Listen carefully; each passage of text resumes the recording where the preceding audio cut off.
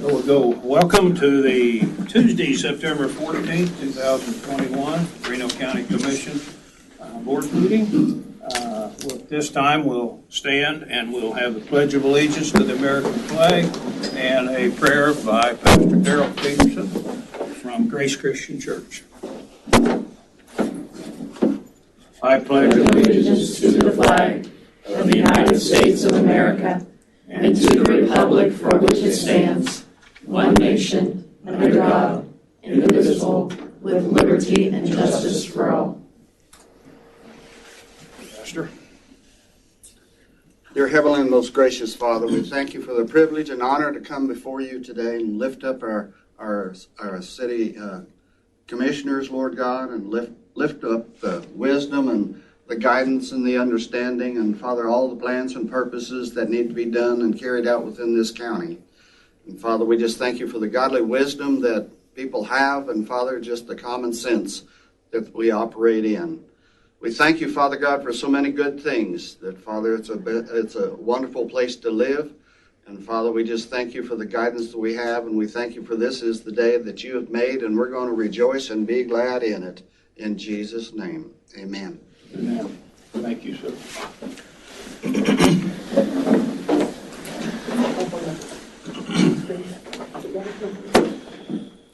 By way of announcements, I want to especially thank the fire department of the city of South Hutchinson for their commemoration of the 9/11. And I know that if I'm walking 4.2 miles with a full pack on that they did, that they had a chore. But I just thank them for taking the time to commemorate their fellow fallen comrades in the fire department. And also, just as a way of acknowledgement, is Adam and I met with Mr. Schultz of the Kansas State Fair here last week, and had a good conversation regarding the emergency order, and had a good partnership, working relationship with the State Fair. So just wanted to comment about that.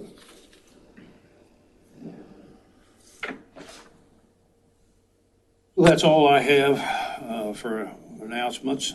Is there anyone in the audience who would like to make a public comment not on the agenda? I see none. Are there any additions or revisions to this agenda? Commissioner Friesen? Mr. Chairman, the only thing I would wonder if the commission would consider moving item C of the business items down to the bottom so we can make good time of the other business items for those that are here for those purposes. I imagine item C will take the bulk of our time today. Commissioner Sellers? I think that's a good suggestion. You're talking about 7C. Yes. Mm-hmm. Which would be the planning case 2020-09 regarding text amendments to the zoning regulation regarding commercial wind energy. Move that down after item 7G. Is that where you like? I think that would be great. Thank you. Okay. All right. Consider that done. Any other additions or revisions to the agenda? Commissioner Friesen? No. Commissioner Sellers? No.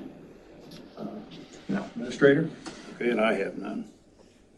The consent agenda today consists of vouchers, minutes of the Board of County Commission meetings, designate voting delegate and alternate for the Kansas Association of Counties annual conference on October 18th, and set a date and time for county canvass of the 2021 general city school election.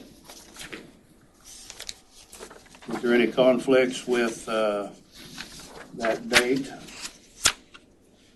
for the county canvass of the general city school election? If none? Well, actually, I do have conflict on the 9th. Pardon? It's November 9. Isn't that a commission date? Pardon? believe that's a normal date. That's normal commission date. Oh.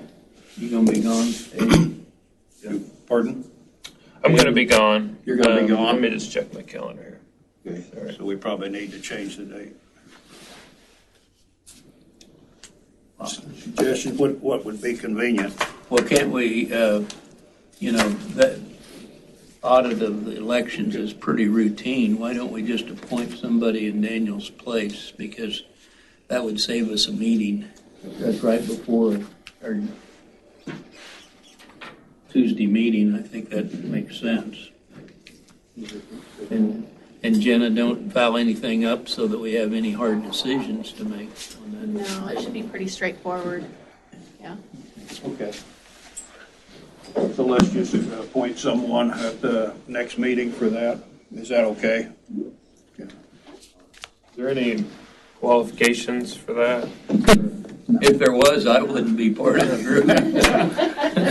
No, there's not. Does that have to be representing a certain part of the county or just No. any person? Any person. Okay. I believe Randy's filled in before. Okay.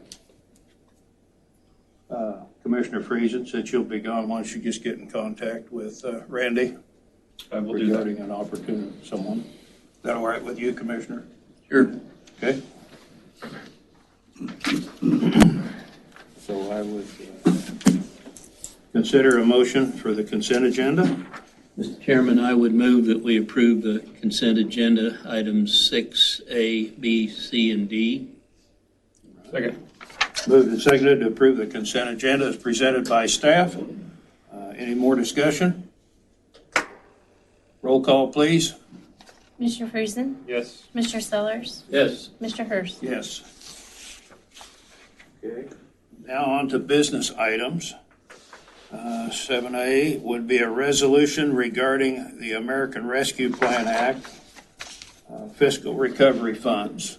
And we have a copy of that here. Randy, do you have any comments? I don't have any comments. I can show you the resolution, but this is the county's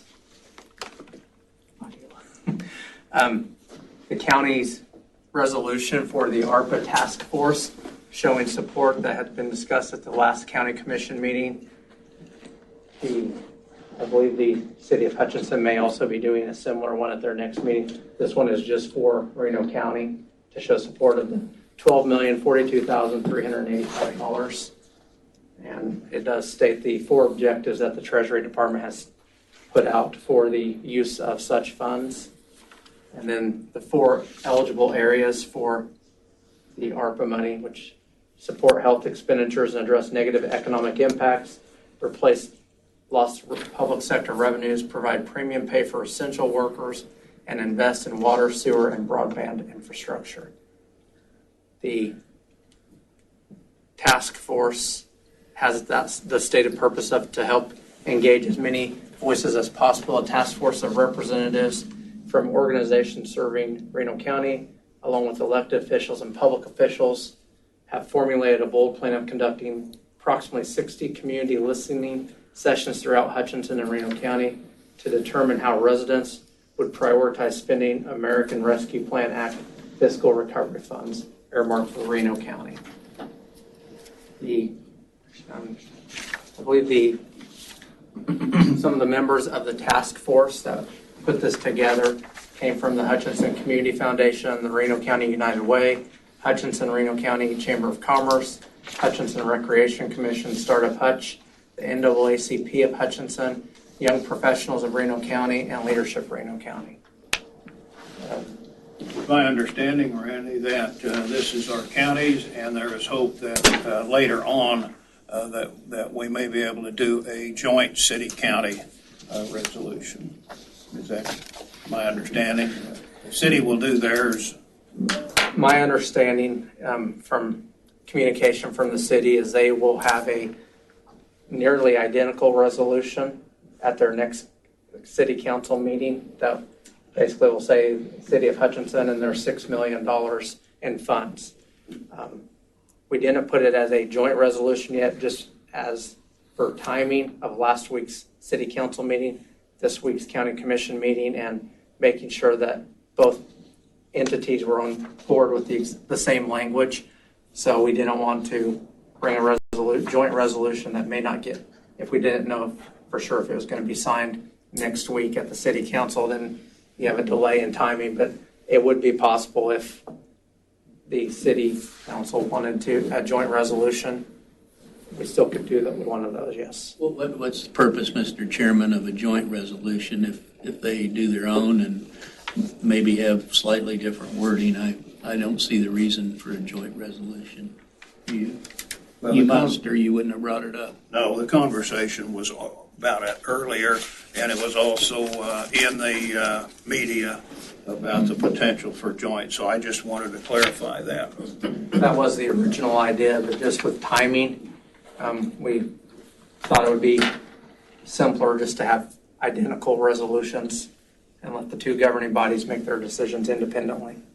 I agree with you that I think separate is just fine. We're going to agree about the same thing anyway.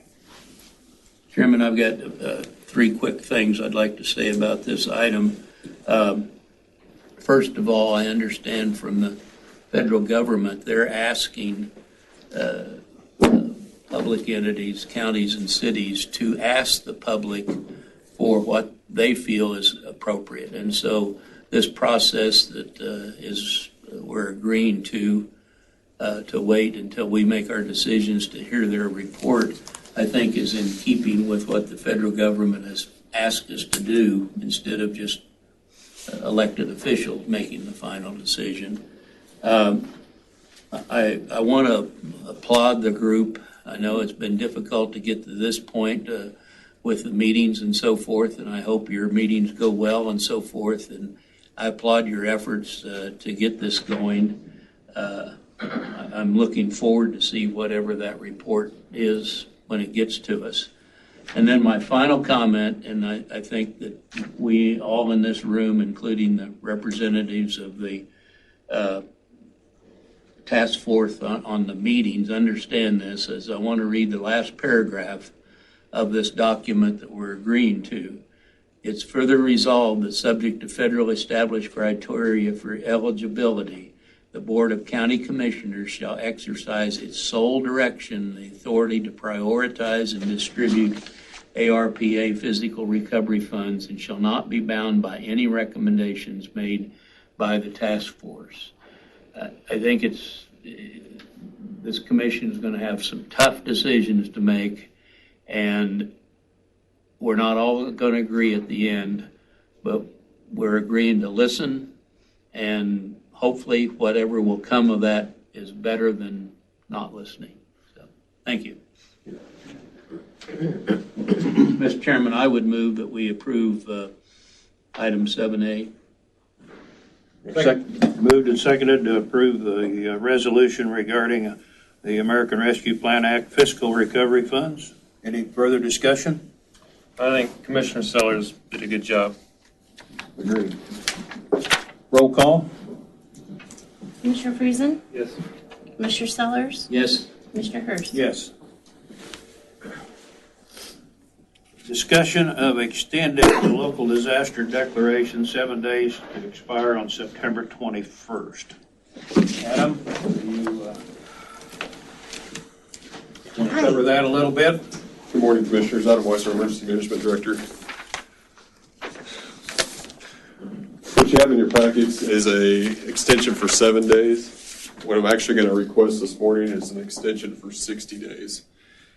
All the way back on March 19th of 2020, Reno County declared a public health emergency, and that was extended several times to end up expiring on June 31st of 2021. June 31st of 2021, we had 9 active cases in the county. We weren't requesting resources from the state, and things were pretty calm. As you can see now, our case count has picked up significantly, and we are now requesting resources from the state. Some of those resources that we requested recently include ventilators for the hospital, ventilator arms, as well as testing supplies for our jail, testing supplies for our schools. And usually, the county is not allowed to request resources from the state unless we have a local disaster declaration in place. Per our emergency operation plan that was promulgated by the Commission in 2015, we are required to have a disaster declaration in place before we request assistance from the state and/or federal government. With the state disaster declaration being expired, the state has been very generous to us in recent weeks, and they have allowed us to receive supplies from them without that disaster declaration in place. By putting this in place, it doesn't mean that we're implementing any sort of guidelines. We're not implementing mass mandates. It doesn't bring any of that to us. What the local disaster declaration does for us is it opens up those supply lines to the state, and then it also qualifies us for reimbursement from the state and federal government after this is over. It activates our response and recovery portion of our emergency operation plan. Our responses are things that we've done, such as giving out personal protective equipment to everyone in our community. We've given out hundreds and hundreds of thousands of masks and various personal protective equipment supplies to our community. We requested assistance from the state 57 different times and received supplies every single time we've requested. It might not be exactly what we requested, but they've sent something.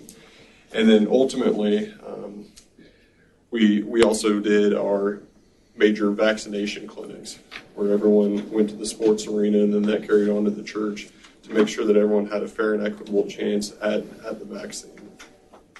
Recovery is something that we haven't hit yet. That's counting all our dollars and cents.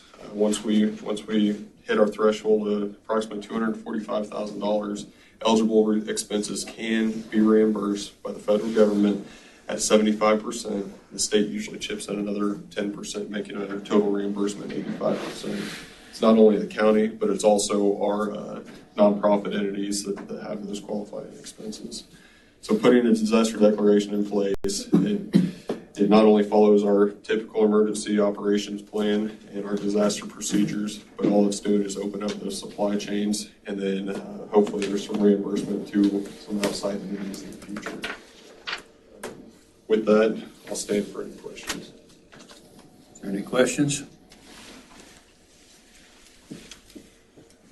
Okay. I would consider a motion for extending the local disaster declaration 60 days. Yes, sir. We're requesting 60 days just to kind of get us over this hump and let us know what's going on, hopefully in November. A concern I personally have is what's going to happen when flu and COVID get here, what our number's going to do, and we don't know. I'd rather have that disaster declaration in place to clear our supply lines and clear the help from the state and federal government and leave it in place as long as we need it. But if our case count goes down and we're not requesting resources from the state, by all means that can expire sooner, or we can allow it to expire in 60 days. So in essence, if you see that this is not necessary, then you'll come back in and request that with the emergency order earlier. Yes. Okay? Is that pretty clear? Any other questions? What resolution number? Be 2021-20.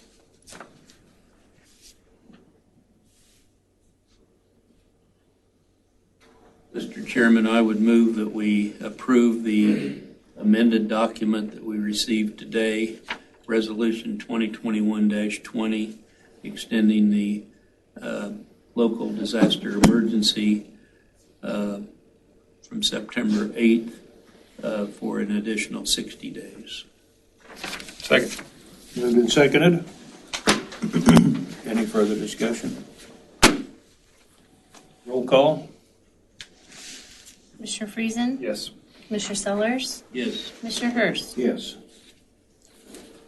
Now we'll go on to the planning case, 2021-09, the request by E&E Legacy Farms, Inc., applicants Ark Valley Electric Cooperative Association, Incorporated, for a conditional use permit to establish a 1 megawatt AC, 1.4 megawatt DC, single-axis tracking solar system on land zoned AG, Agricultural Land District. Property is located, you're going to cover that, aren't you? I can. Okay? Like. Yes. Morning, Commissioners. Mark Monanchin, Reno County Planner. As you said, Mr. Chairman, this is a request to establish a solar farm. This solar farm will sit on about an 8.6 acre parcel of ground. It is located up in the northeast part of the county from Sunrise Road and 108th Avenue. So it's just a little bit east of, say, where K61 Highway is. That kind of gives you an idea of where this is located. There are no specific zoning regulations for establishing a solar farm in our books other than requiring a conditional use permit. This particular solar farm is going to be kind of developed into two sections. The first section is going to have 18 rows of about 100 arrays per row. The second section will have 17 rows with another 100 arrays per row. So that'll be a grand total of 3,500 arrays on the property. And in your packet, you should have a site plan showing you how the solar farm would be developed. The project will be designed to receive a professional engineering stamp. The power generated from this will provide customer savings for at least the next 25 years. Unlike some solar farms, this power generator will stay with Ark Valley customers only. It will not be sold or distributed elsewhere. So it's strictly for the benefit of customers from Ark Valley. The area around the solar farm is going to be secured by a 6-foot fence with barbed wire. The project will also comply with the National Electric Code standards. The project is designed to last at least 25 years. After that 25-year period, the project will be removed, or it is also subject to 5-year renewals on that. So they would have to make that decision at that time, so they can either renew it for 5-year intervals and keep it going if it's still viable, or they can remove it. If it is removed, then it will be returned to farmland. Next part of my report kind of lists a summary of my zoning regulations that we would have in place that we would use to typically locate solar farms or other types of land uses. The one I would highlight would be the setbacks. The owner is proposing about a 50-foot setback from the road right-of-way. They're looking at about a 30-foot setback from the east property line. And that east property line is actually the person that owns the farm ground right now. On the west side, it's about a 76-foot setback, and then on the south side, there's a 20-foot setback. Again, we have no specific requirements in our zoning regulations regarding landscaping, lighting, fencing, those types of things, other than what this commission or the planning commission could attach during a conditional use permit review. I would point out that there is going to be no lights on this facility at night, so there won't be any issues with that. The next part of my report will discuss the factors that you must use to decide all types of planning cases. I probably won't go into those specifically, but I encourage you to review those and base your decision off of those factors. I would be happy to discuss those further if you have any questions on any of those factors, but staff recommended approval of this request based off of the 9 factors, and I have proposed 9 conditions of approval to regulate this type of land use. On August 19th, the Planning Commission did conduct a public hearing on this, and on the bottom is a summary of those proceedings before the Planning Commission. Nobody from the public spoke in favor or against this petition. So in the end, at the close of the public hearing, the Planning Commission recommended approval of this request by a 5-0 vote based off of those 9 factors and the 9 conditions of approval. With that, if you have any questions, I'd be happy to answer those. Mark, do you have in your requirements those 9 conditions that the property will be mowed and maintained during this period? Not specifically, no, we don't. No, it was brought up in the public hearing that it should be maintained and mowed, but the lady that was doing the presentation, she had indicated that if it needs mowing, then it will be mowed, but not a specific regulation regarding that.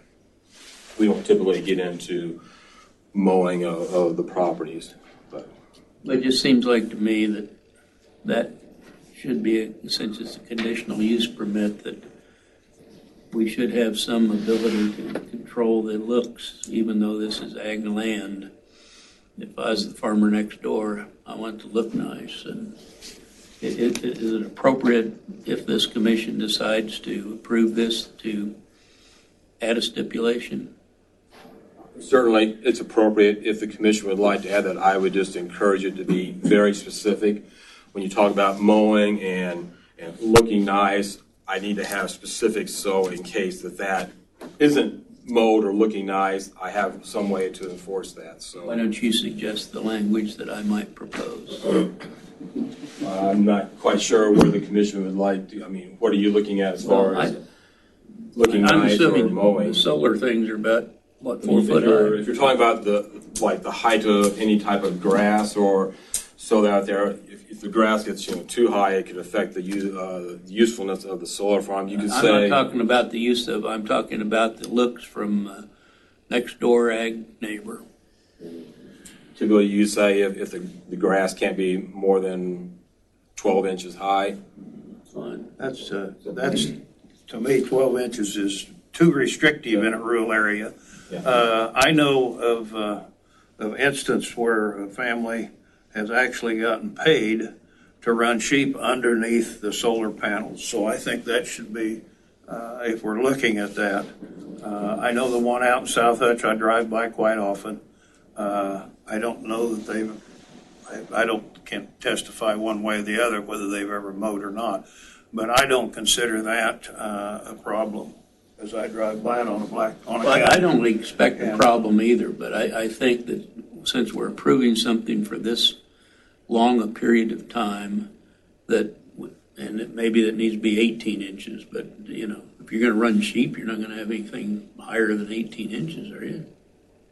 Could be at certain times of the year, but you want to maintain the grass. I just think under it's an expectation that we're changing this basically from ag to, quote, a commercial area. And a commercial area ought to be taken care of. So if the two of you don't agree, I'll hush up. Well, I tend to agree with Commissioner Sellers only because I've seen there's actually some utility properties in the county that get overgrown and become an eyesore. And if the county had a way to encourage, perhaps enforce that would be good. I don't know what the height level is. I think it's more of unsightly conditions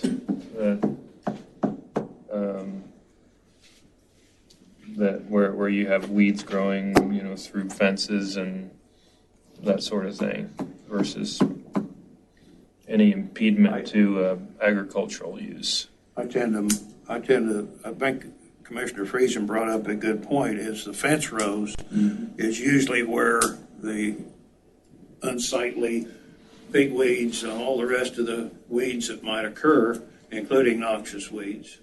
And those fence lines, to me, are more important to be maintained than the grass, because if you're going to plant grass in certain soils and want to maintain them, then they're going to go 2 feet, 2.5 feet tall. But they're just going to look like a native pasture that hasn't been grazed. And so I think that the perimeter is probably more important than the inside, because I think the company will take care of that inside if it gets to where it interferes. That's my thought. If they're going to plant grass, they're going to plant sand-love grass. They'll plant maybe some type of brome, something that's not going to get really tall to interfere anyway. What are the words that you use occasionally for kind of neighborhood? I'm blanking on the words, but just it needs to blend in with the environment. I mean, we used to have those regulations about having properties maintained free of debris and litter and grass mow, but we removed all those regulations just for the way that things are set up and how we have to enforce it. If nobody complies with that specific regulation, our only option is to go to district court, so it was felt like that was way beyond what we should be doing, and so we removed mowing and removal of trash and debris from properties, and we don't enforce that anymore. If you wanted to, if you're concerned about the fence line, you could have language in there that says the fence line should be free of noxious weeds, free of trash and litter, that type of thing, if you'd want. If you're not so much concerned about the height of the grass, which I think is something that's very hard to enforce in the county, because we don't do that anywhere else. You could have something that the fence line should be kept free and clear of trash and debris, and there should be no noxious weeds located on the property. But that's standard anyway throughout the county. What if we said it is to be reasonably, the properties to be reasonably maintained, consistent with properties that are similar properties, similar utility properties? I would just argue what is reasonably being maintained. I mean, I think I need to have something that's specific so I know what is reasonably maintained. What does that mean? Because reasonably maintained to me is going to be a lot different than somebody else out there. I think you're coming on pretty close with what I would like to see in that with regards to the perimeter. I don't know that it matters that much. I mean, the Art Valley is going to take care of it. Could we just put in the file that the commission raised the appearance of the property on an ongoing basis? And as when you get back to Art Valley, say that that's a substantial concern of the commission? And that was a concern of the planning commission. You know, that was brought up about the appearance of it and having it look nice. And so Art Valley is aware of that, and their person that's going to be operating this solar farm will ensure that it's kept free of trash and debris. We can do something like that. We can put that in the file. Okay, thank you. Or we could put a notation in the resolution, something to that effect. Thank you. I move we approve planning case 2021-09 as presented. Second. Moved and seconded to approve planning case 2021-09 as presented. I've got a couple comments. Okay. Thank you, Mr. Chairman. I appreciate the good work of the Planning Commission and the planner. As usual, there's a full and complete application and consideration here, so it makes our job very easy. I also want to thank Ark Valley for their investment in the county. I just looked at what the average cost is for building solar arrays right now, and it's averaging about $1 a kilowatt. So this is a expectedly $1.4 million investment in the county in an area that probably would never see that kind of investment if we hadn't fostered this opportunity. So I appreciate that. Appreciate everybody's work on this. All right. You just made me think of something. Utilities are taxed in the county. So would this be a taxable entity that's, Joe, somebody? One out on Broad Acres is taxable. So we would assume that this goes to the tax rolls? It would have some impact to be taxed, yes. Good. Sales tax, wouldn't that be a factor? I was Most thinking of these are sales tax exempt. property tax was what I was thinking of. Is I don't think utilities are sales tax exempt. Yeah, I think it's a state assessed. state assessed State assessed utility property property tax. tax. Okay, thank you. Call for the question. No further discussion? I'm ready to call for a roll call. Is that all right? Fine. Roll call. Commissioner Friesen? Yes. Commissioner Sellers? Yes. Commissioner Hurst? Yes. Thank you for your comments, Commissioner. Thank you. Next item on the agenda is the Horizons Mental Health Quarterly Report.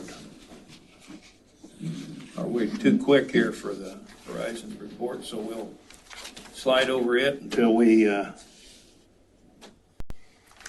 Some of these items we had probably warned people that it was going to be later in the morning by the time we got to it, so they're not in attendance yet.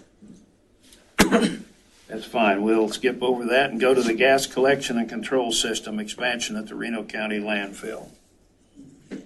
And we have information on that here and the necessity for this. Do you have any comments?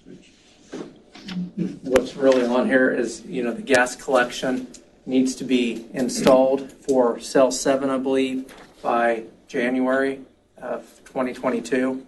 So the construction needs to begin quickly. SCS engineered it and is ready to start the construction of the work. Okay.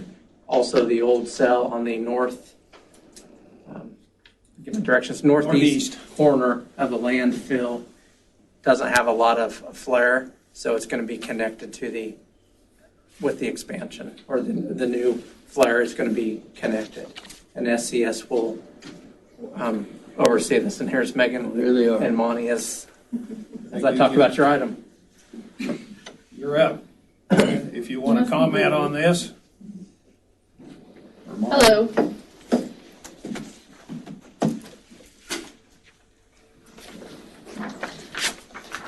So what we're installing today is a gas collection control wells in our cell 7, where we are currently placing waste at the landfill. We are under the NSPS New Source Performance Standards regulations, and this is required by KDHE within 5 years of placing waste within a designated area of the landfill. So this is a requirement by KDHE. We have done these in the past, and the last time we did these wells was back in late 2013, early 2014. We also are installing, or tying in our Site B gas flare system into our Site D flare system there at the landfill. The reason for this is we have some gas migration issues along that northern boundary of the landfill on the northern side. We have worked with KDHE for the past couple of years, coming up with a remediation plan developed to tie these two systems together. Site B flare, which is on the north end of the landfill, it's kind of a problem for us to keep that flare running. So we manually have to start that because the gas over there is not near what we have on Site D. So we're kind of combining two projects into one. We have to install those gas wells in cell 7. And then this remediation plan we've developed for Site B tying into Site D is what we're looking at for the gas system to be on that Site D flare right across the road.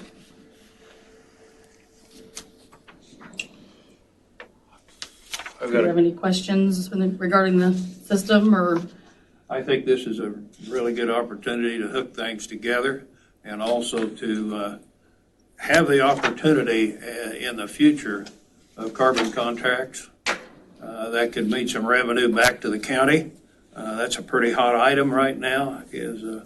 And they've also the potential to be able to have enough volume to scrub, potentially have enough volume to scrub and sell. I think that could possibly in time be a revenue stream for the landfill. Yes, that's something we've talked about and we'll look into after this project gets completed. Thank you, Mr. Chairman. Just a couple of questions. I like your coat, by the way. Thank you. It's very nice. Did we bid this out? So this system we did not bid out. The reason for that being there's a couple of reasons. Locally, in this area, there is nobody locally that will do this kind of installation work with gas systems. Number two, SCS has been our consultant for the last 10 plus years. They have also been involved with the Site D flare. They've reinstalled all of our gas well systems that we've had to do gas wells in the past. We have a lot of issues when it comes to things that go down. We have 5 days to get these systems up and running. They are a local enough out of Wichita company. They get over here, they help us get these systems up within that 5 days. I do have Monty and Steve here to talk a little bit more about the competitive pricing that they look at on materials and supplies, that type of thing. They go out, we look for the best price that we can to find, and also even mobilization costs. They have mobilization services that it's actually closer for cost for us to save for Reno County. And with them helping us develop these plans on, for instance, the Site B to Site D, flare on the remediation plan, I mean, they have a lot of broad services they can offer. So I can have them speak to that a little more on why we did not go out for bid for this particular project. If you want to. Yeah, I guess in my business, I hate when we have to get competitive bids, and I understand the process of why you would want consistency and somebody you trust in this. On the other side, from my fiduciary responsibility, I want to make sure that competition exists in the bidding process, and that we get the most lowest responsible bid. Are we required to bid? No, not on this, no. We will in the future for next year, future reference. We have cell 8 construction that'll happen. We will go out for bids on that for that project, in particular for the contractor to do that particular type of job for cell construction. I would, along that same lines, I would highly encourage you to make sure that any subcontracting, any materials for this project, as well as any future projects, are given to our local industries, our local businesses to provide a bid on these in place of just automatically going out. I think our own businesses deserve an opportunity for supplies and or whatever might be bid out to find. And normally when we go out for bid, they're posted locally in the paper. We do local I don't online want to just post it in paper. I want some people visiting that company that might be able to supply that. Well, do we have a policy on bids? We have a purchasing policy, and there's a lot of exemptions for solid waste, public works. Different departments have exemptions that are in the policy. Go ahead, Monty. I think one thing to note regarding this, when we put this together, we did look at some other contractors to see what their prices were, and they were 10 to 15% higher than ours. We then took our internal costs and whittled them down with our construction group. For example, we found a driller that was closer. Specialty drilling reduced the mobilization. Where we can find local suppliers and materials, we're using those. If there's local rental where that equipment is available, that's built into our pricing structure. So to the extent that we can find local subcontractors, rental agencies, and put that money back in the economy, that's what's worked into this bid, and that's reflected there. So we worked on that to get that pricing to the best point we could get it. I appreciate that. Yeah, and my questions have nothing to do with your capacity. Sure. Yeah. No, but you need to know that you're doing your job as a steward of the resources for the county. So I just wanted to give you that detail too. Monty, you're suggesting you're using some local facilities. Could you suggest out of that $400,000, how much of this is local material and labor? I cannot, because I did not put the estimate together, Ron. Do you have? Steve? I don't. Significant or $10? It's probably $40,000 to $50,000 for gravel supplies, rental equipment. A lot of the high density piping and things like that, comes from national suppliers that our competitive contracts save a significant amount of money on. Equipment rental, porta potties, things like that. It's ancillary, but where we could find it, we used it. Well, I agree. It's probably, I would probably say somewhere in that, with surveying, gravel, like you said, probably, I 40 share to some 50,000. of Commissioner Friesen's concern about bids. my year and 3/4 on this commission, I've respected SCS work with the county and the quality of work that they do for the county. And I can understand that you want a group, Megan, that is going to be here when you need the services, the maintenance services and so forth. But I shared Daniel's concern that this is a very thin line about combining professional expertise with construction work. And so I would move that we approve the bid or the document of SCS Field Service. Second. Moved and seconded to approve the gas collection and control system expansion to Reno County landfill as presented. I've got just one comment. I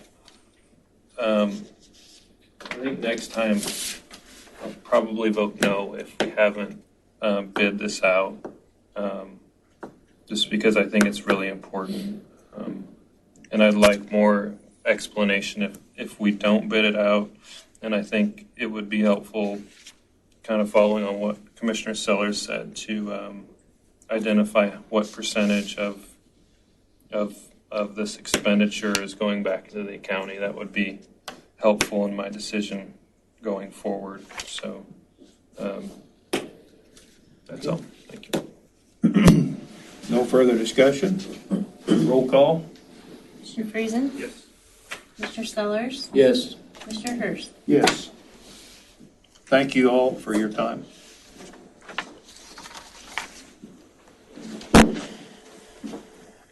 Next on the item is Mike with the Information Technology Annual Update. Matthew? Good morning, Commissioners. I just have a few things here to highlight that we've been working on. One of the things that we did, started at the last fall during the freaking COVID, was a move to the Citrix virtual desktops.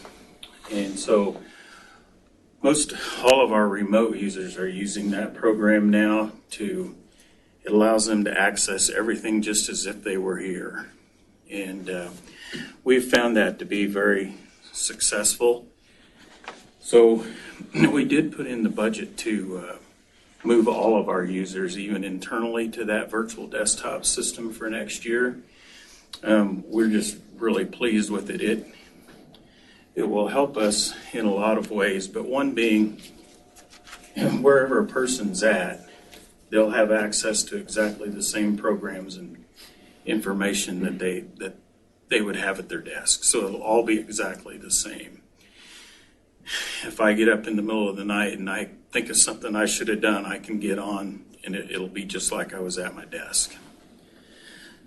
We like that because also we can update the programs once instead of having to update several computers all at different times. So it'll help us with our security in a lot of ways because we can maintain all of that stuff in one spot rather than having maybe 300 desktops or whatever that number is.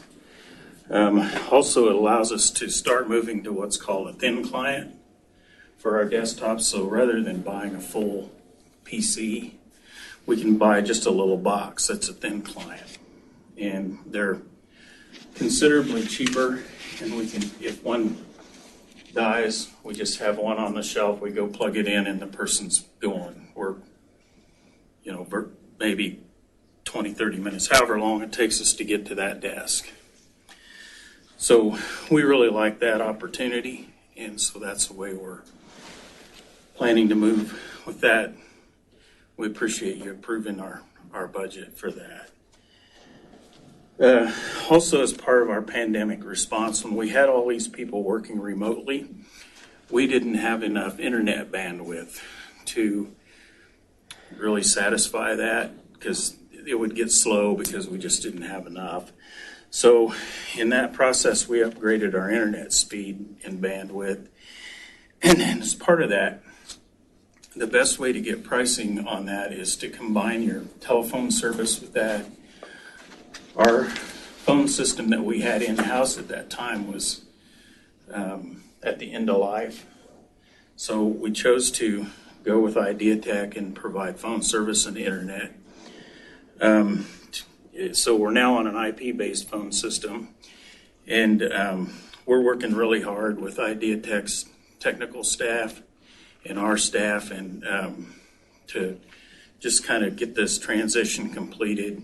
And I think that we're definitely moving in the right direction. We seem to be getting fewer and fewer tickets, so our users are getting used to it, and we're figuring out what we need to turn in and not turn in, and what we can do ourselves and need to get the assistance from the vendors. So that's been a project that we've been working on. The really great big thing we're doing right now is we are completely redesigning our network. We have traditionally used it, try to explain this, a different domain name in-house from out-house. And so that's kind of been a little bit of a problem as we try to move forward and integrate a lot of things. So we are redesigning everything and locking down our network a lot tighter than what it has been. Not that we've been loose.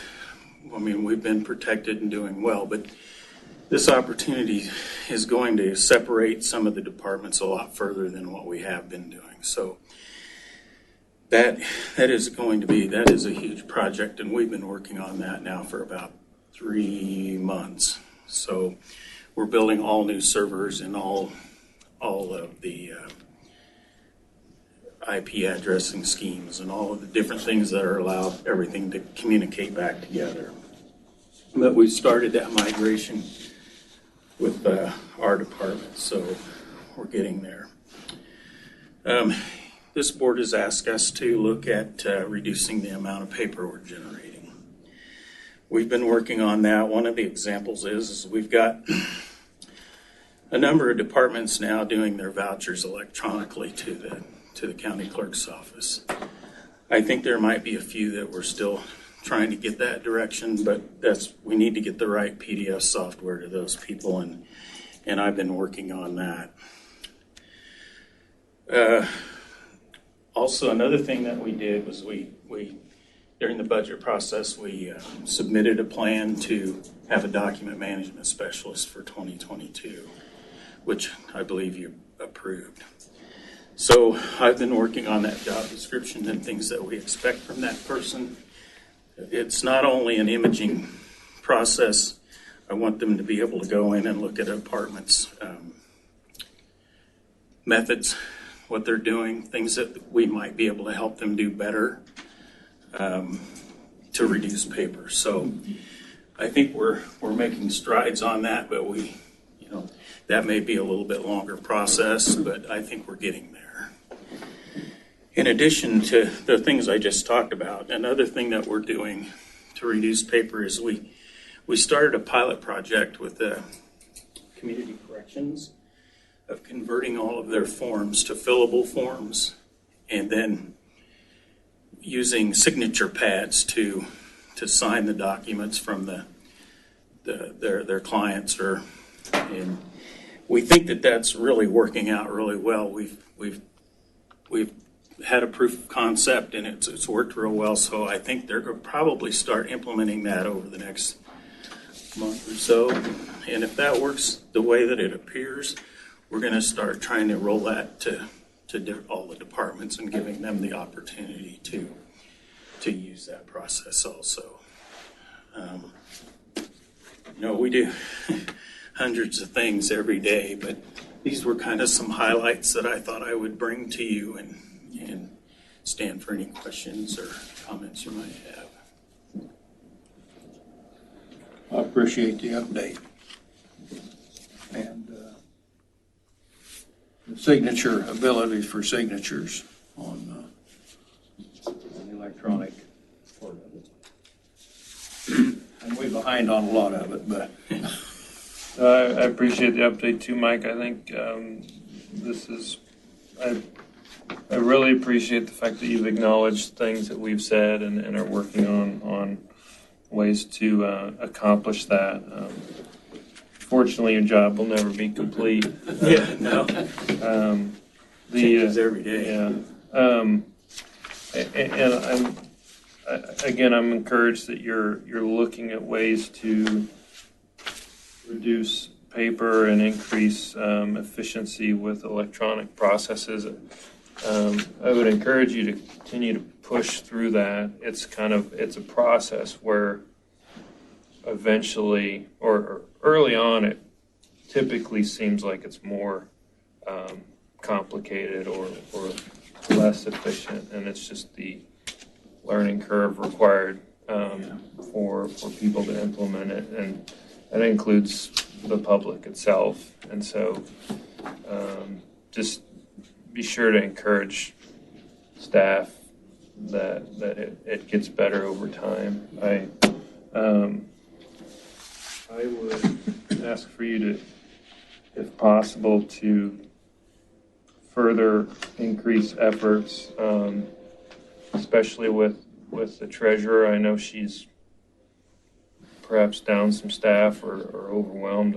I just got an email while we were talking related to some, inability to file tags on in a timely manner, and I think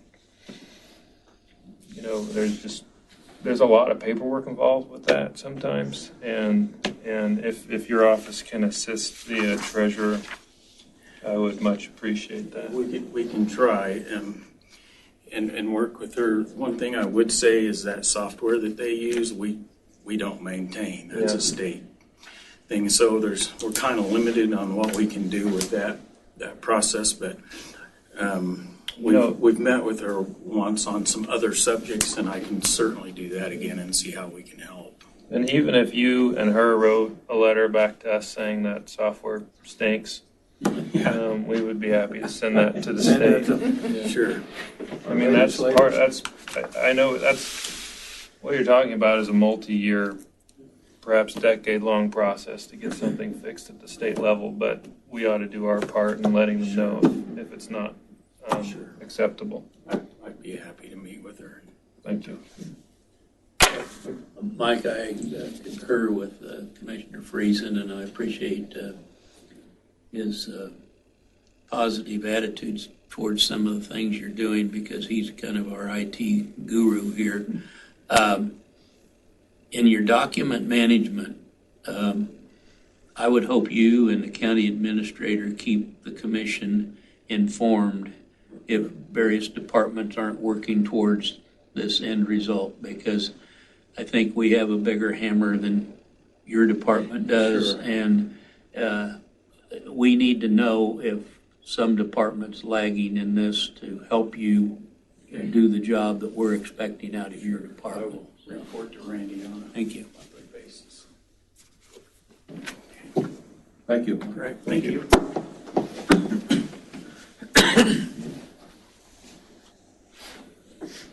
We're ready for the Horizons Mental Health Quarterly Report.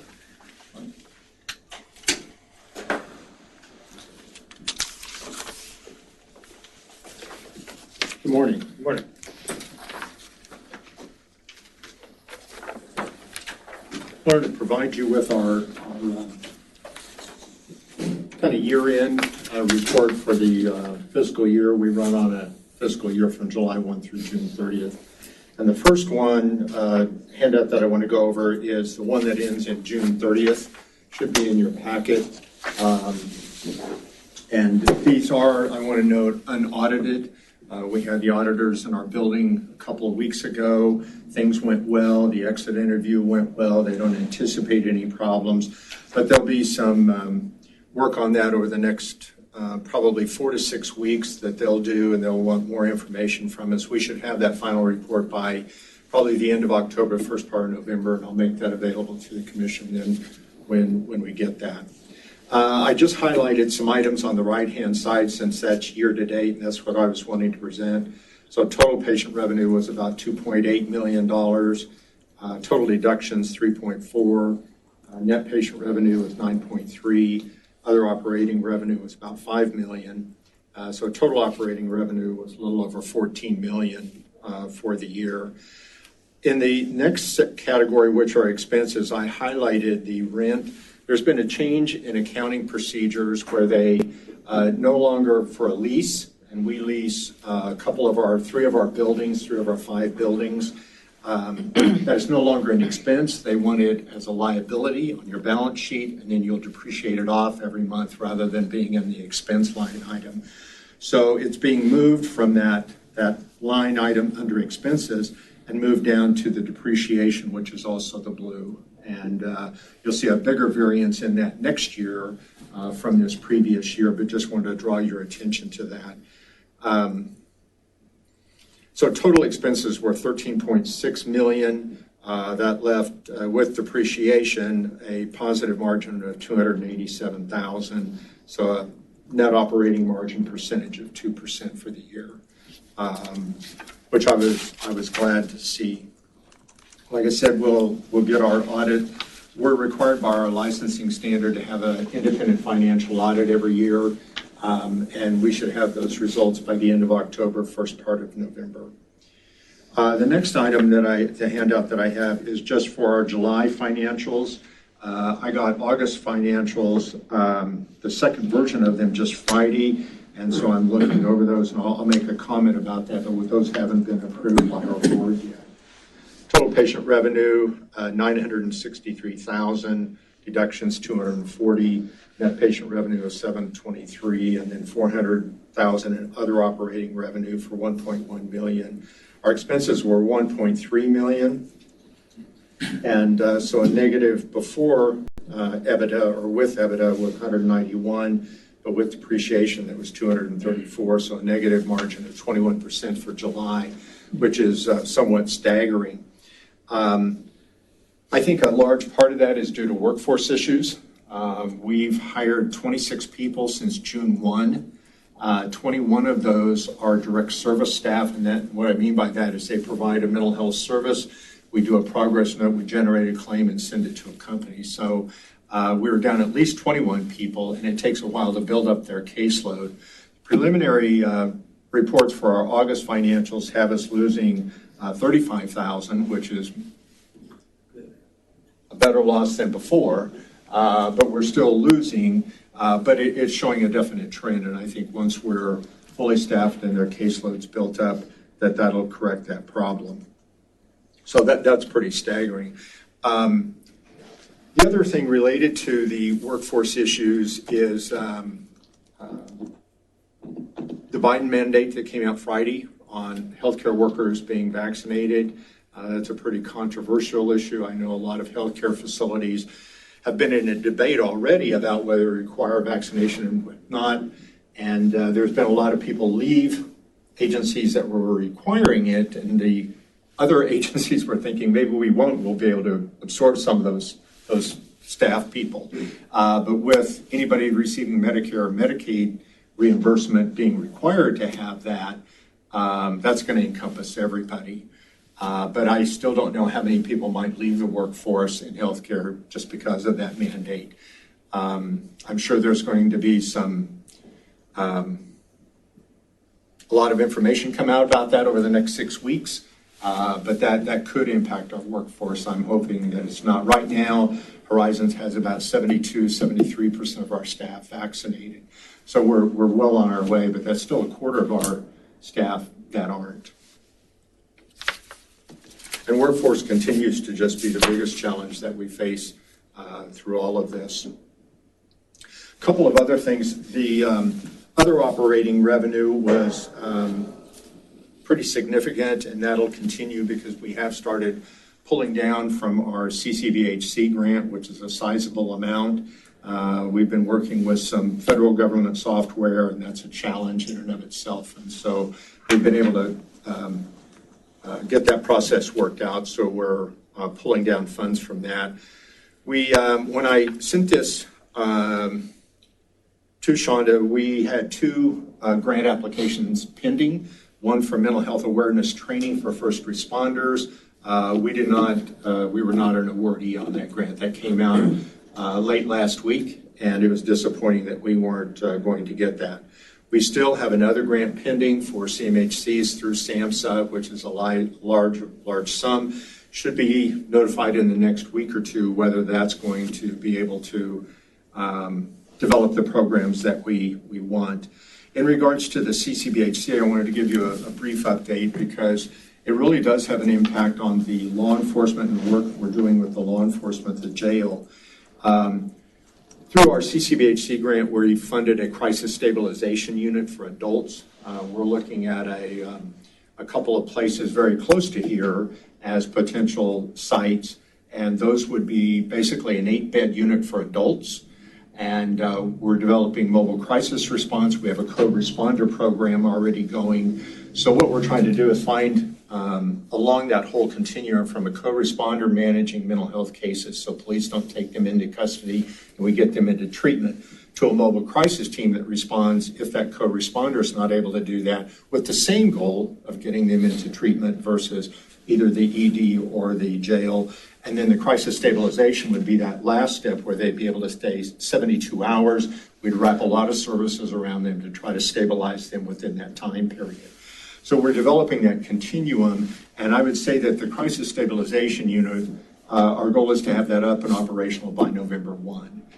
So we'll have all of those services within our community, trying to minimize the number of people that go to the ED as well as to the jail when they have contact with law enforcement centers. So I'm real happy about that. I think that's a really good goal, and it's nice to see it become a reality. The goal that the grant that's pending is we would basically develop that same continuum for children's services, is what we decided to fund with that. Although we right now have a crisis stabilization unit for children, it's a 4-bed unit, we'd work to expand that into a larger facility. We continue to monitor COVID with in our 5 counties. I do 2 town hall meetings with staff weekly, and we go over all 5 of our counties, the positive test rate, the number of active cases. We still are open for face-to-face services. I think we're able to keep our staff, our consumers, and our staff's families safe with the protocols that we have in place. The last thing I wanted to make you aware of is there's a new initiative in the state. It's called the State Institutional Alternative, and it's referred to as the SIA. And what the program is to try to manage the census in the state mental health hospitals, Larner State Hospital in the west and Osawatomie State Hospital in the east. And what KDADS is doing is contracting with local community hospital for psychiatric beds. Now, these would have to be facilities that would meet all the requirements of psychiatric care, but they're contracting with private hospitals. Right now, Newton is one place, Topeka, and in Kansas City. When the SIA program first came out, they were going to require community mental health centers to have a person go to an SIA bed if there was one available. And so the western part of the state, which has no SIA beds, discussed that with the state because theoretically you could have a person that needed to go to Larner State Hospital, but there was an SIA bed in Kansas City, and they would drive right by the state hospital on their way to Kansas City, and that just didn't seem like good patient care to us. And so they complied with that, and so they can go to the nearest facility now, but they're still requiring us to get denials from all the SIA beds. So we'll have to contact Newton, we'll have to contact Topeka and Kansas City, and they'll have to say, no, we don't have any, or we won't take that individual, and then we'll be able to take them to Larner. The reason I'm mentioning that is that may take more time to get somebody screened for the law enforcement, the police, as well as the sheriff, as well as out of the jail. And if you hear any concerns about that, please let me know, because we're talking with the state regularly about that, and I need to be able to provide them that feedback. It only went into effect August 31st, so we've only been in it a couple of weeks, so I'm not sure what that impact is going to be, but I anticipate it possibly increasing that time from assessment till placement if that person needs to be in a hospital. That's all I had today. Are there questions about either the finances, the SIA, or other parts of Horizons that I can answer for you? Mike, your reports are always very thorough and complete. I'm intrigued by your comment about the 20-some new employees, and I'm surprised that you're able to get that many. Can you, the domain of people that are in the mental health area is large enough that that group was available for you? Well, we made some adjustments in our salary schedule to meet more fair market value, and we're hoping that that will help us with recruiting as well as retention. I think in our industry, we've been kind of a victim of our own efforts because when the pandemic was really active, we moved a lot of our services to telehealth, and we also had people working remotely from home. And what we basically did was show them how to do that. And so we've had people leave us and set up private practices and be able to do that out of their home and not have the schedule and the demands of all of our paperwork. We've had some go to, there's companies that will sell that service, mental health services, and go to those companies. So you trained people to leave? We did. Mm-hmm. And so that had a huge impact on us. And yet it was the right thing to do. When the pandemic was real high, probably about 70 to 75% of our services were televideo. And that's settled down to about 30% right now. Thank you. Yeah, I was real happy. I've been asked how we were able to do that. I'm not real certain, but it's wonderful. Mike, on the vaccine mandate topic you mentioned, is that a previous Medicare mandate, or is that the one that was just released last week? Just the one last week. So are you in a position where you can kind of wait? Because I assume there's going to be a significant amount of debate from all branches of government on that issue. Is that something you can wait, given it's not... has it been fully implemented? No, not at all. The latest article I read said that even with all the debate going on, if there wasn't happening, it would be mid to late November before anything was implemented, and probably into December. Well, I would just encourage you to wait until final action has been taken. And it sounds like you are. Some people, I think some people are implementing it early and perhaps harming some of the workforce because of it. So thanks for doing that. Yeah. Well, telehealth is really responsive to some people, and it certainly has been an aid in tough times. I'm encouraged that you are continuing to have face-to-face, because I'm sure that there are some clients that are helped more with the face-to-face and the person-to-person contact. And I'm also a little intrigued with the SIA initiative that the more you can do to make it easier on people, the better off we all are. I think that the goal of that program is to keep them in their home communities, if at all possible, and closer to home, and to keep the census down at state hospitals and almost kind of develop regional sites. Whether our Hutch Regional will do that, I don't know. We'll have those conversations and think about that. Theoretically, I think it's a real good program. We just have to work out all the logistics so we don't impede people getting access to care. Well, thank you very much. Thank you. Commissioner Sellers, always a very good presentation and helpful to us, I'm sure. Thank you.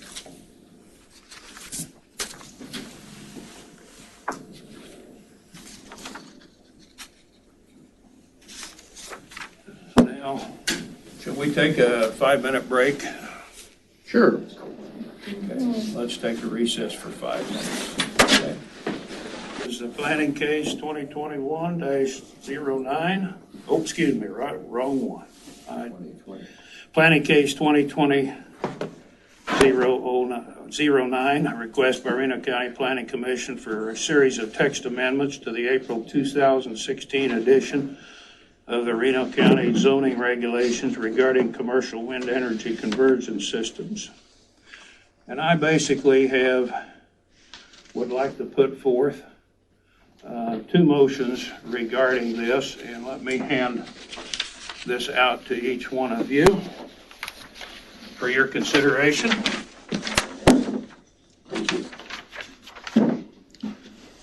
And upon advice, I made two motions rather than one. But I would like to put forth a motion for a moratorium on any industrial commercial wind energy conversion systems, otherwise known as CWECs, in Reno County through December 27th, 2021, and direct staff and planning commission to draft and provide notice of a public hearing for a separate zoning regulation text agreement prohibiting industrial CWECs in the present zoned area for Board of Commissioners consideration. And this is based upon the fact is to legally enable a prohibition on industrial CWECs without the possibility of a long and costly suit against the county should an outright ban be questioned. That is part of the first motion for consideration. The second motion would be based on the fact that right now an industrial CWEX corporation could build in the unzoned area of Reno County a so-called wind farm without the necessity of having a development agreement being agreed upon,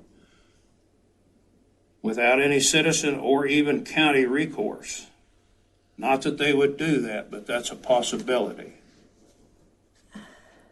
In other words, neither the property owners nor the county has any say outside of a road agreement. The CWEX Corporation doesn't have to agree to anything. No pilot, payment in lieu of taxes, no restrictions whatsoever, nothing with regard to setbacks, noise, shadow flicker, electronic interference, or anything. I don't think we really want to have a slight chance of happening this in our county.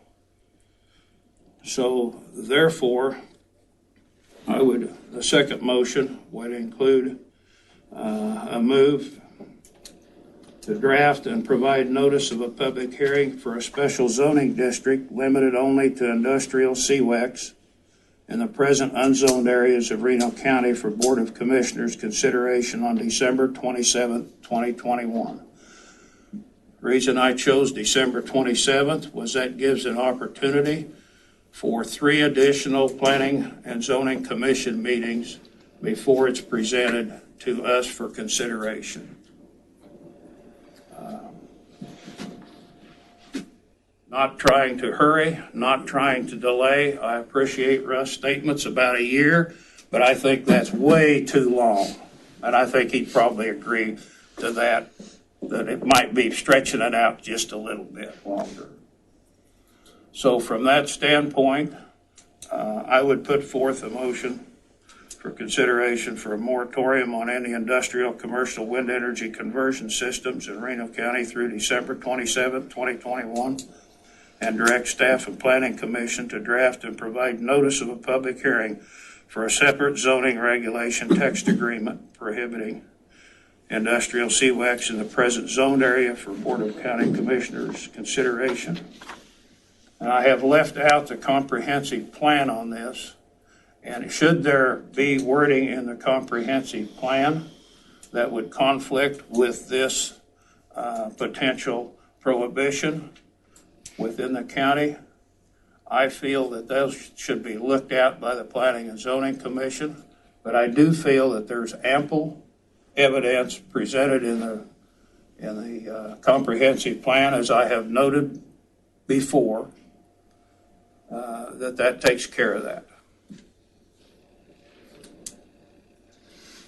Okay, Mr. Chairman, I'm a little confused because you're making two motions and not sure that legal or procedurally. I'd like to second something for discussion, but it seems like the second motion doesn't exist until we discuss the first. Or Yes, I want, that's why I restated the first one. The first motion is to add a moratorium. Commissioner, would that also table the current recommendations from the Planning Commission with that motion?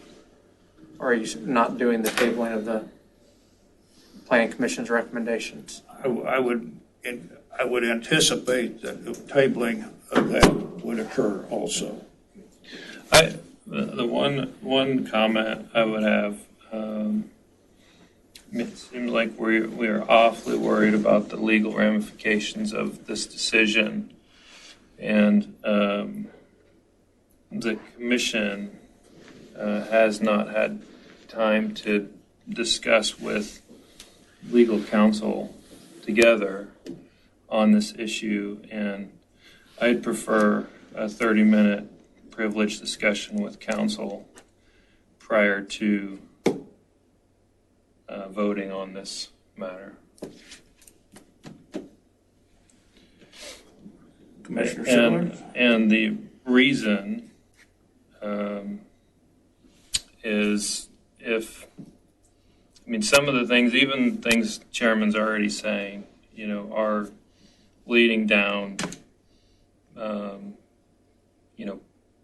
potential legal admissions of what we are or not supposed to be doing in regards to this. And I think it would be appropriate that we get the advice from counsel on these matters before we make a decision on them. And I think it's very fair for the three of us to do that together rather than each individually having a discussion with the counselor.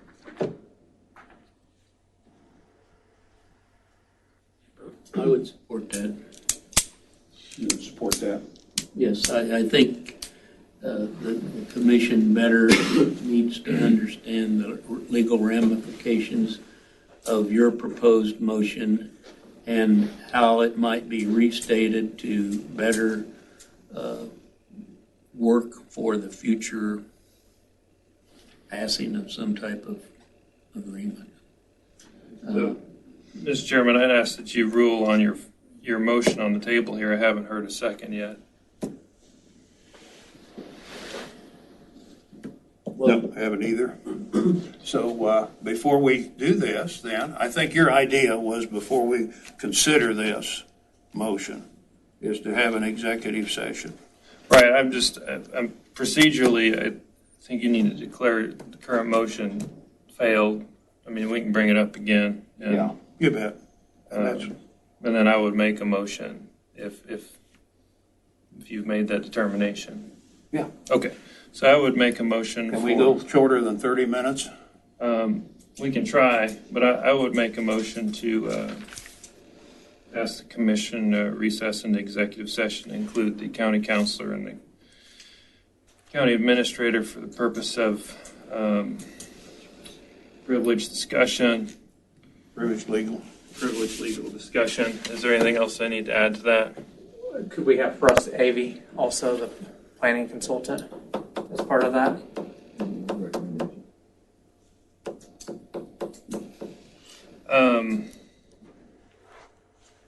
Can we add him later if we so choose?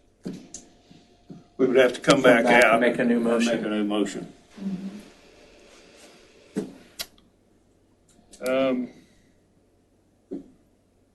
No, I think it's solely legal in nature, so I'm not going to add that. Is there a second? Did you specify a time? 30 minutes. Is there a Commissioner Friesen, I think your motion is good and I support it, but I think the expertise of a planning consultant that has had legal ramifications of this type of thing in the past, not to use his expertise is not appropriate, but I'll second your motion.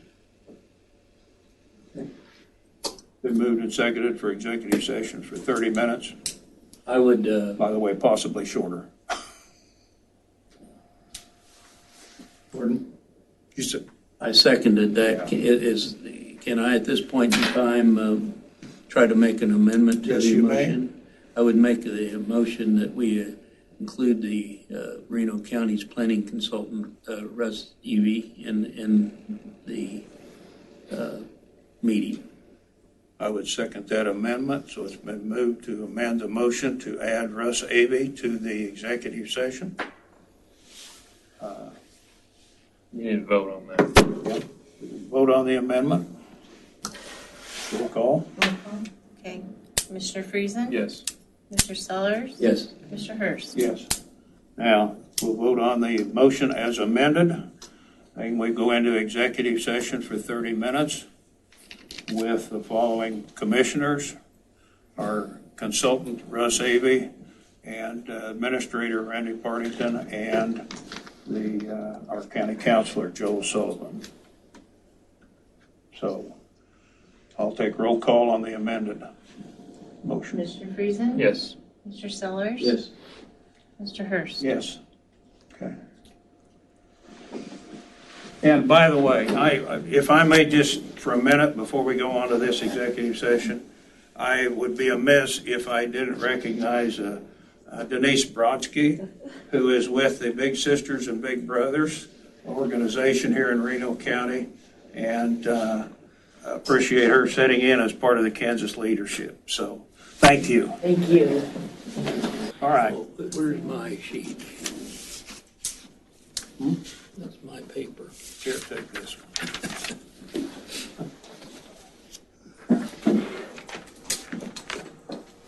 Bring this commission, Tuesday, September 14th commission meeting back to order.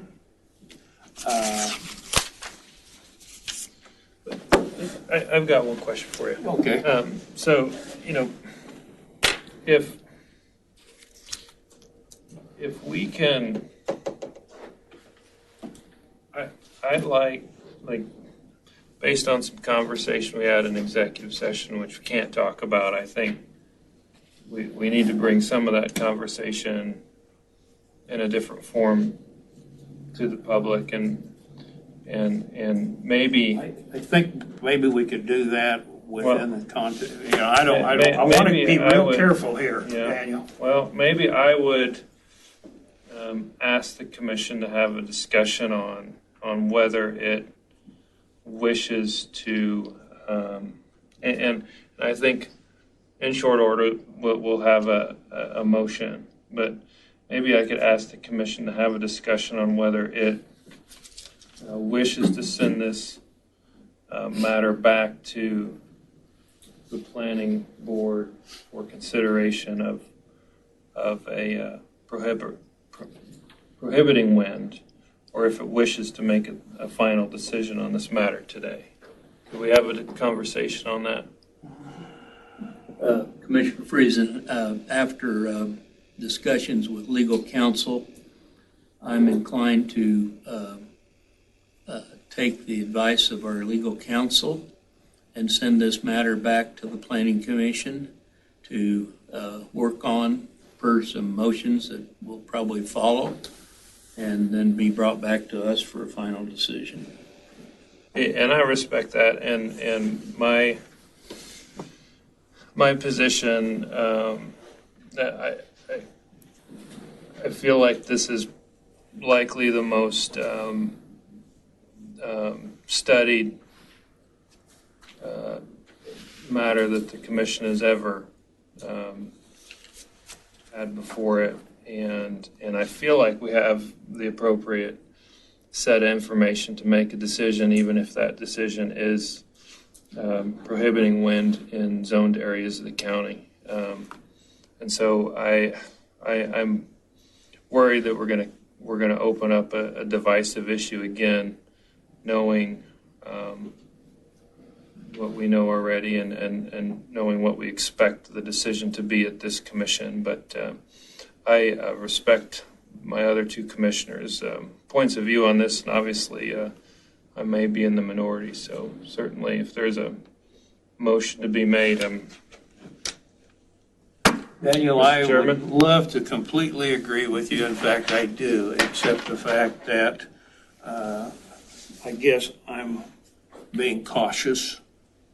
I think it is doing somewhat of what you're saying could happen, but I just err on the side of caution. I would move to table the current recommendation in 2020-09 first. I second that. Is there any discussion? are we tabling that indefinitely, or does it matter? That's a good point. What's the intent of tabling it, so we can be clear? I think there's an opportunity to bring this back up further on down the line, so I would leave that up to the next commission of when they want to take that off the table. Can we do that, Counselor? Yes, you could do it, and you can definitely hear it to call the chair or something like that. Okay. So does the word indefinitely need to be in there, sir? I think so. Okay. Is that all right with you? We'll include the word table the current recommendations in 2020-09 indefinitely. Any other roll call?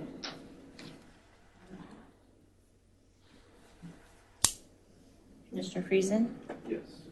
Mr. Sellers? Yes. Mr. Hurst? Yes.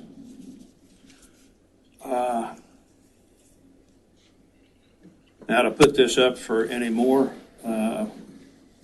consideration and discussion, I would move to declare a moratorium on any industrial commercial wind energy conversion systems, CWEX, in Reno County through December 27, 2021, and direct staff and planning commission to draft and provide notice of a public hearing for a separate zoning regulation text agreement prohibiting industrial CWEX in the present zone area for Reno County Board of Commissioners consideration. Second. Okay, been moved and seconded. Consultant, would you have any comments to make with regards to this? The reasons why or anything? I don't believe you need to provide those factors like you would, for example, in a CUP application.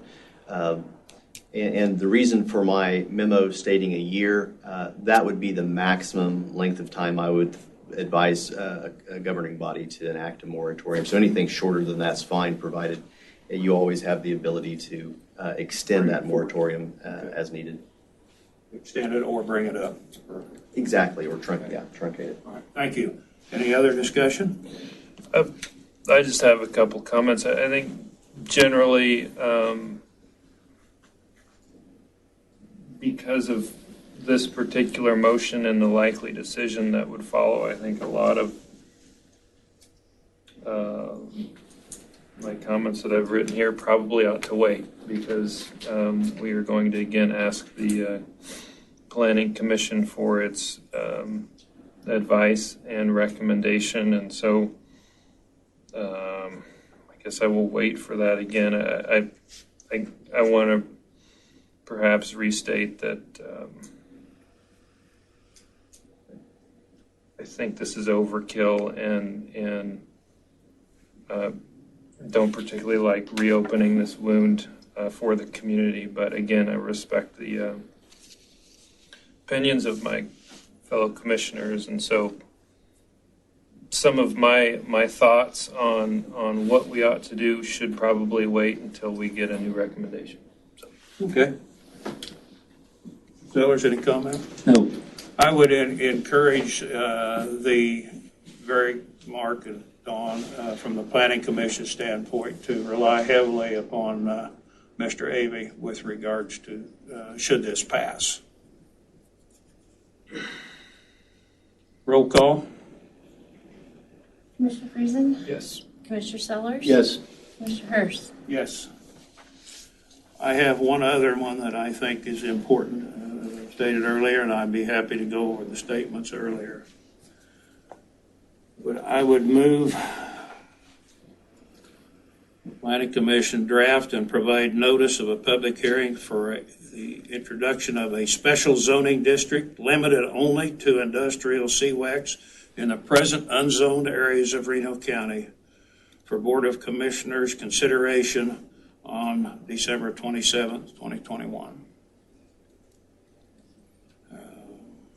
Is there a second? I bring this up because of the fact that we are left without any whatsoever control in the unzoned areas. I'll second the motion. Second it? Yes. Okay. And that's the only reason I'm bringing that up, is because I don't want to put this county at a risk for lack of revenue. Plus, I also would like to bring the information up with regards to regulations in this area so that should the population want and a company would be interested in developing an industrial CWEX in another area of the county, that opportunity would be there, plus also give the citizens an opportunity to have a say as well as the county, should it come to fruition. Commissioner, I have a comment with respect to that. I understand what you're saying. I was just thinking about timing.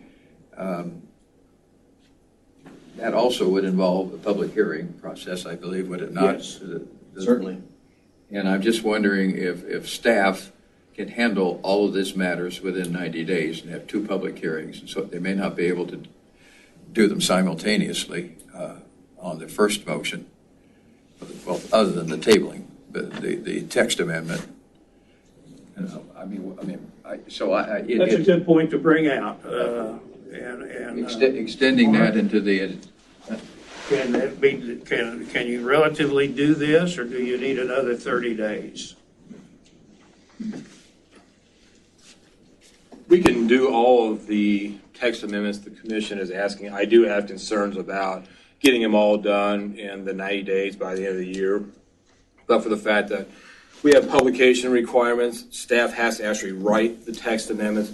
We have to vet all that through the planning commission, make sure that they look at the language and they understand what's going on. And so I think, 90 days is pushing it, but we will do our best, to do that. You can handle the first one. We can handle the first one potentially.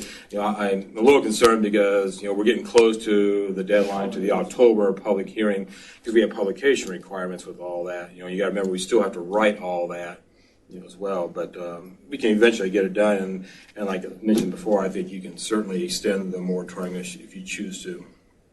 I would not have any problem, commissioners, to extending this motion an extra 30 days or the last meeting in January. My second was to December 27th, and that's my second. Okay. All right. So, I think it's possible. So a couple comments. Procedurally, it would be helpful if these motions are sent to the commissioners ahead of time. These are big decisions and they require consultation with the attorney, and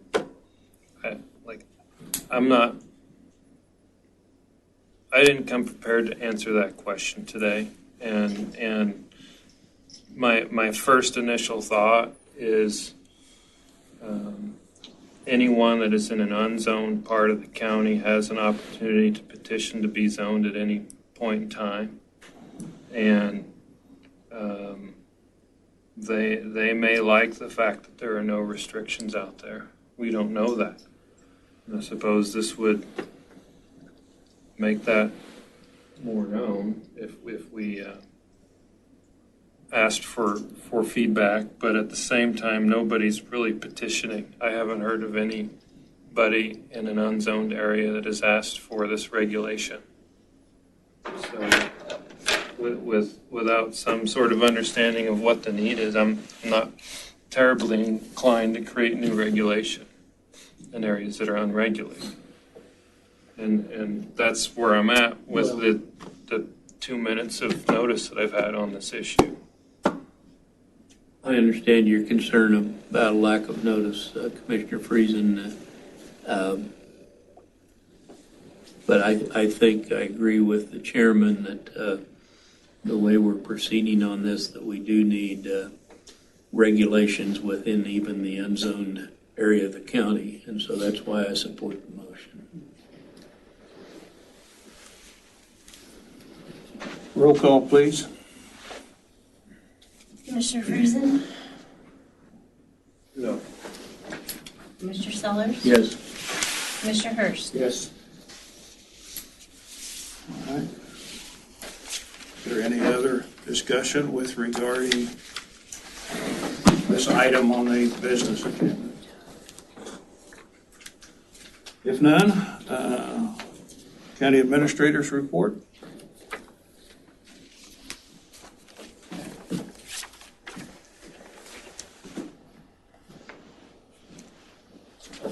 My only items are what's listed here, the monthly department reports, which were attached.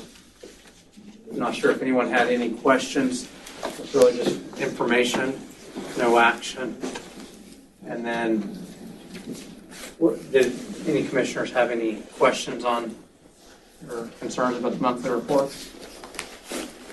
No, I would just say that I said this last month. I think the reports are good. It gives me a feel of what each department are doing, and so I'm glad we're doing this process. Okay, the next report I have is the financial reports. And the first one is the year-to-date budget report. And this is just a snapshot in time during the end of August, where technically by month we're about 67% of the way through the year, though we have encumbrances and bills that carry into the next calendar year. So it's not specifically the 67%. This month we went with a different type of report to show, based on some comments made by the commission in the past, set up by fund and then department, showing revenues for each department and fund, and then their expenses. The first one shows this is just the general fund and overall revenue. That's not specific to a department, and then get into the various departments, their expenditures year to date. And then the departments that have revenues coded to their department. That still goes into the cash balance of the general fund, but it's what the departments bring to the general fund through their reimbursement expenses.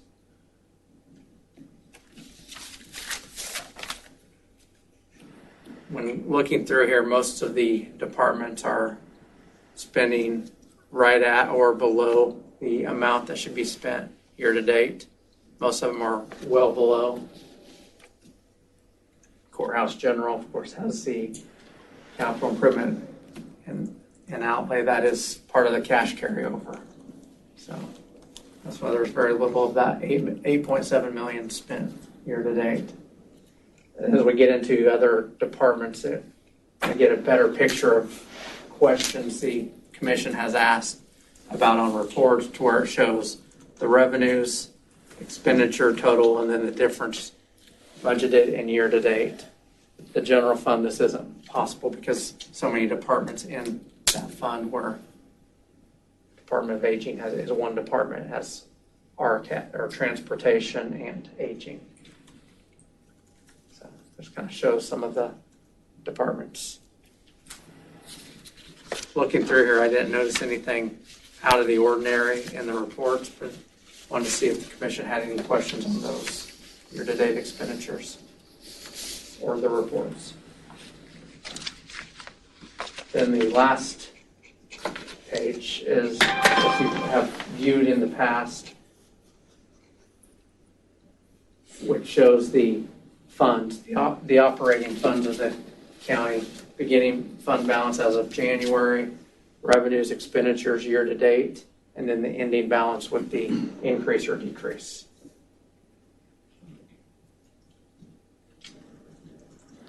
Again, most of the funds are in better condition than they began the year with, other than some that are pass-through funds, such as training and evaluation center or historical museum. Some of those pass-through and mental health. Any questions on this? That's all I had for my report.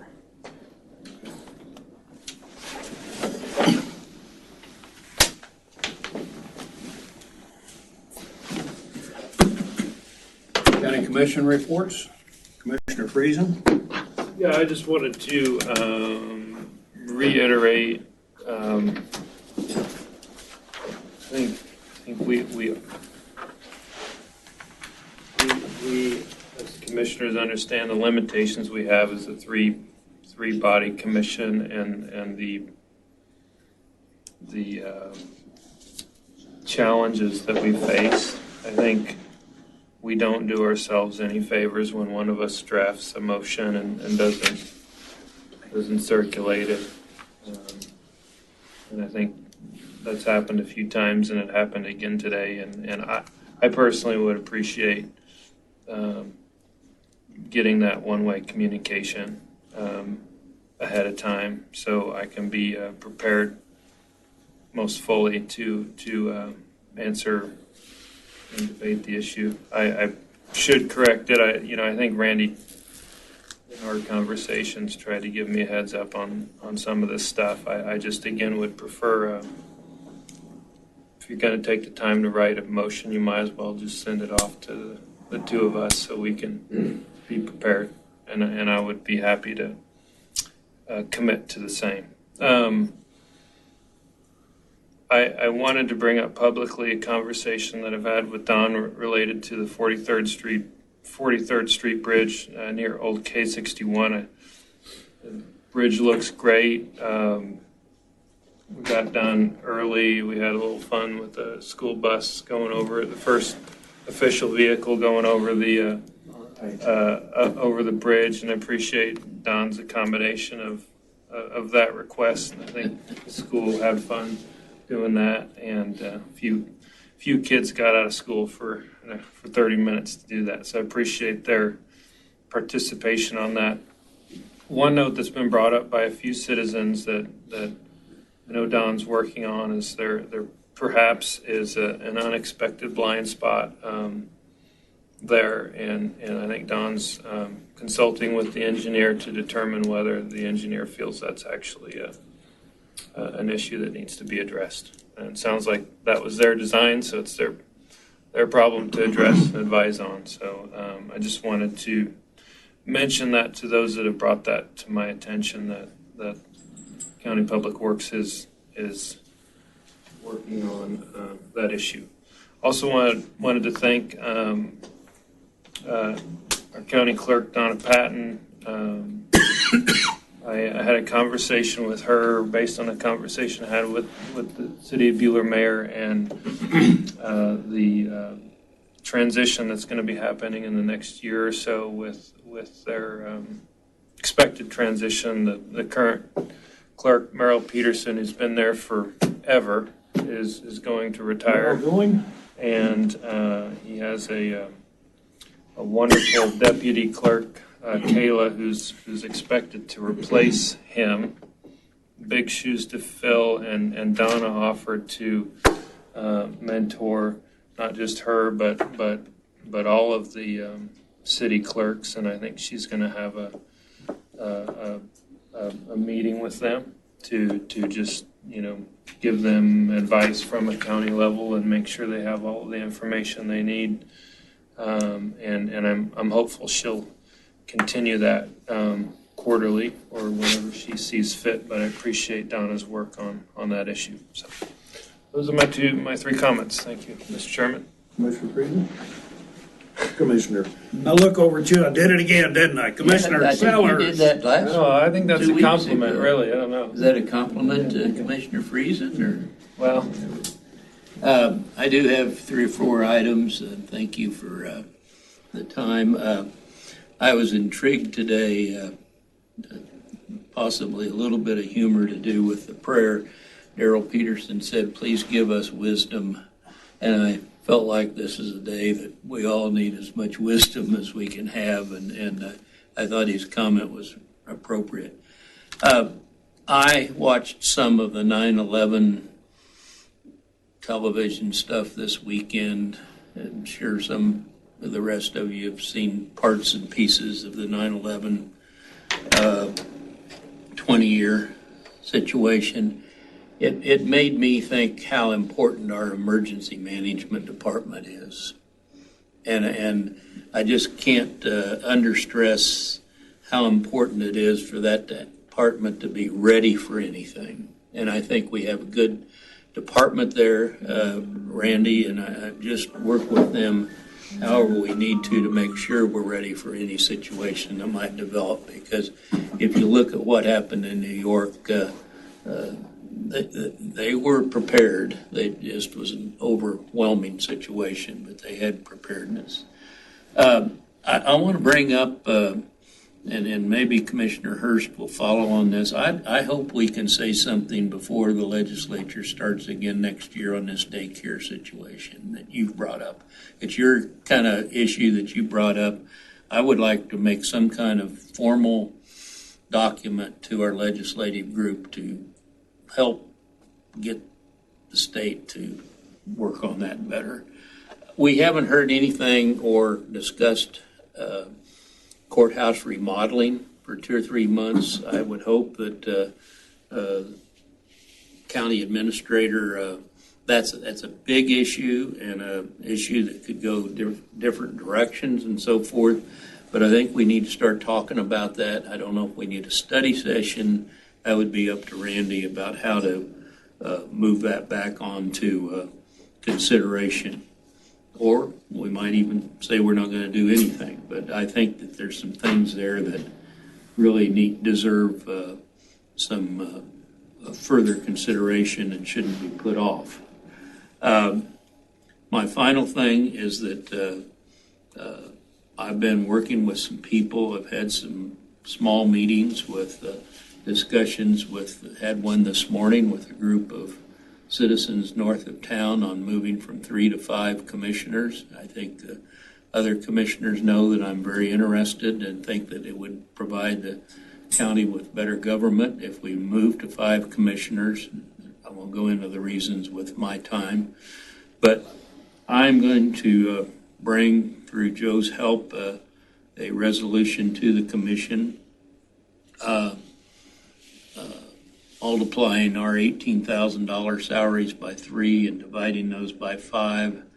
If the public votes for a 5-member convention, that new salary would be upon the seating of the new commissioners. And I think Daniel's got a good point of things that are on our mind. We should tell the commission before we bring them up, but I'm not sure that that's always possible, Daniel. So there's a mixture there of, and I'm not as offended by Commissioner Hurst as you are, but anything that we can have ahead of time is warranted, and so I think it's a good point. So those are my items.